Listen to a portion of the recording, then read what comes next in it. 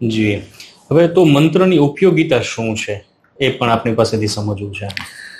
બહુ સરસ વાત છે કે જેમ કે આપણે રોજબરોજના જીવનમાં આપણે એક વ્યક્તિને બીજા વ્યક્તિને બોલતા હોઈએ છીએ, વાત કરતા હોઈએ છીએ, તો એનાથી આપણી ઓરામાં કોઈ પ્રભાવ ના પડે.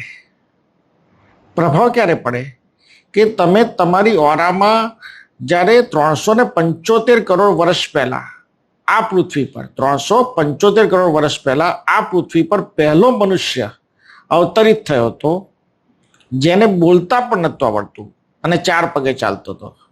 એ વખતે પણ કુ તું એવા અવાજ સાથે એ જે બોલતો હતો, એની ઇફેક્ટ, એની ધ્વનિ એ વખતે તે જગતમાં અને એ જંગલોમાં પડતી હતી, કારણ કે ત્યારે તો જંગલો જ હતા. મંત્રની જે રચના છે એની આપણી ઓરાને આપણા જીવન પર પ્રભાવ એ રીતે પડે કે આપણી ઓરામાં ત્રતા નામની ઉર્જા છે. કઈ? ત્રતા.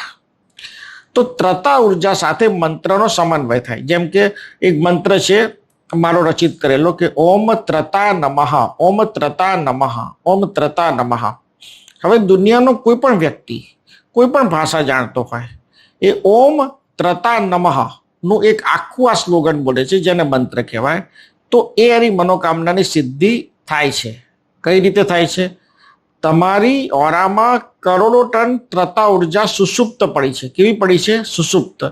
જેવો આ મંત્ર એની સાથે જોડાય, ઓમ ત્રતા નમઃ, એ સાથે જ ઉર્જા તમારી છૂટી થાય અને તમારી મનોકામના સંકલ્પ પૂર્ણ કરવામાં સહયોગી બને.